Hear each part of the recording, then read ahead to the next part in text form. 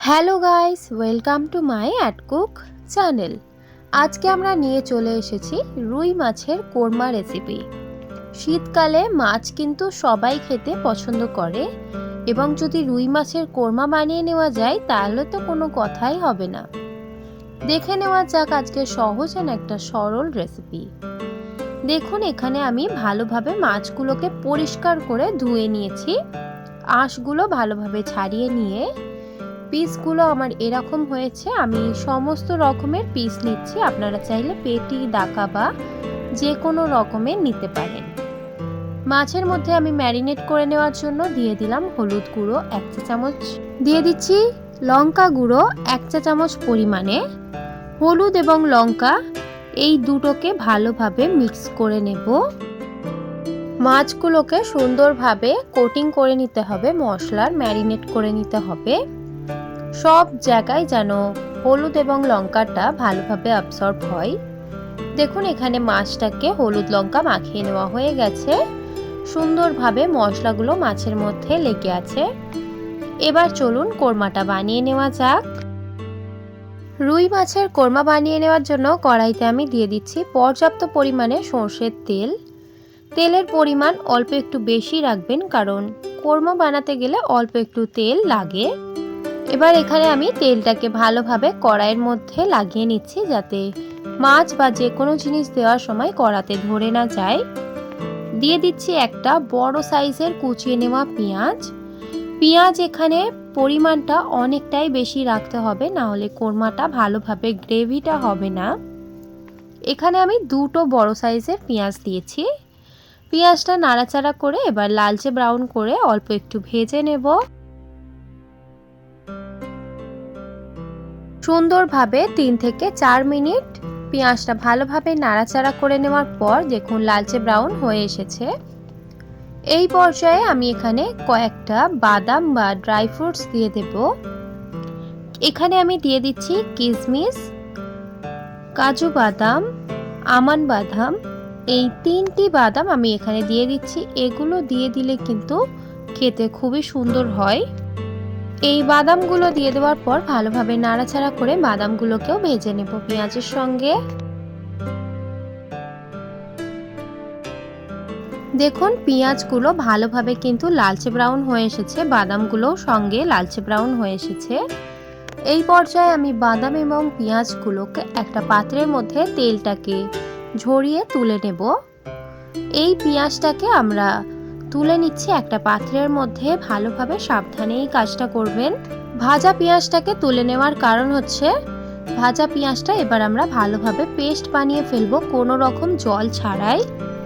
এখানে আমি একসঙ্গে গ্রাইন্ডারে দিয়ে দিচ্ছি জারে। পেঁয়াজটাকে পেস্ট বানিয়ে নেওয়া হয়ে গেলে সেম তেলটা যেটা গরম রয়েছে সেটার মধ্যে আমি রুই মাছের পিসগুলো দিয়ে ভালোভাবে ভেজে নেব অল্প একটু।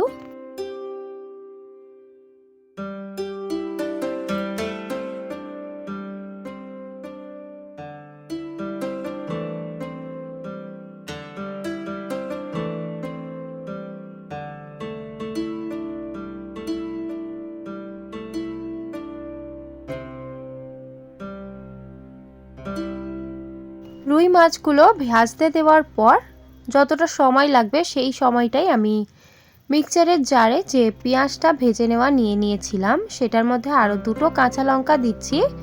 এবার এটাকে আমি পেস্ট বানিয়ে নেব। পেস্ট বানিয়ে নেওয়ার জন্য এখানে আমি দিয়ে দিচ্ছি এর মধ্যেই টক দই। এখানে প্রায় আমি 100 গ্রাম টক দইয়ের ব্যবহার করেছি। এবার ভালোভাবে পেস্টটা বানিয়ে ফেলবো স্মুথভাবে, কোনো রকম জল ছাড়াই। এদিকে রুই মাছটা এক পিঠটা ভাজা হয়ে আসলে অপর পিঠটা উল্টে দিচ্ছি। ভালোভাবে লালচে করে আমি এখানে ভেজে নিচ্ছি।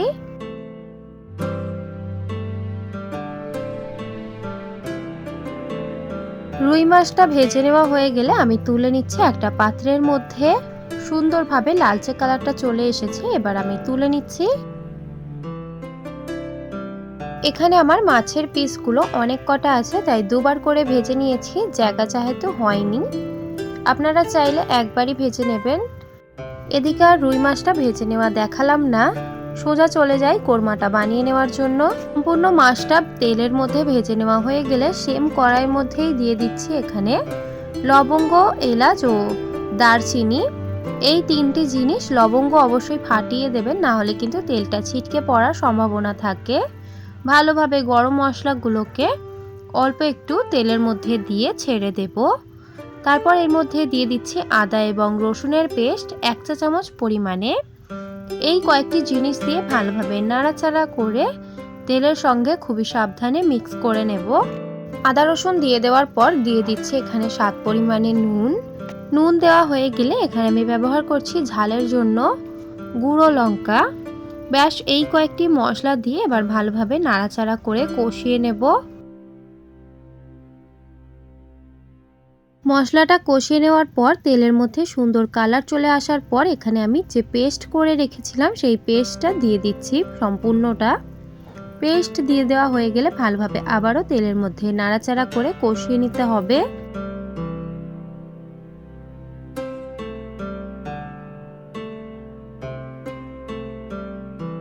দু থেকে 3 বার জল দিয়ে দিয়ে কষিয়ে নেওয়ার পর দেখুন তেল ছেড়ে দিয়েছে।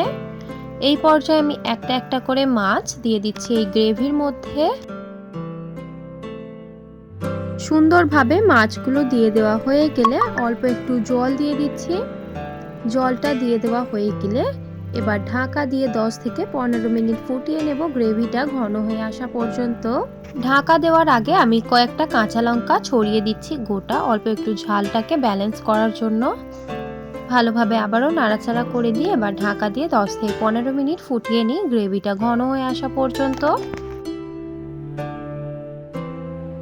ফুটিয়ে নেওয়ার মাঝে আমি ঢাকা খুললাম।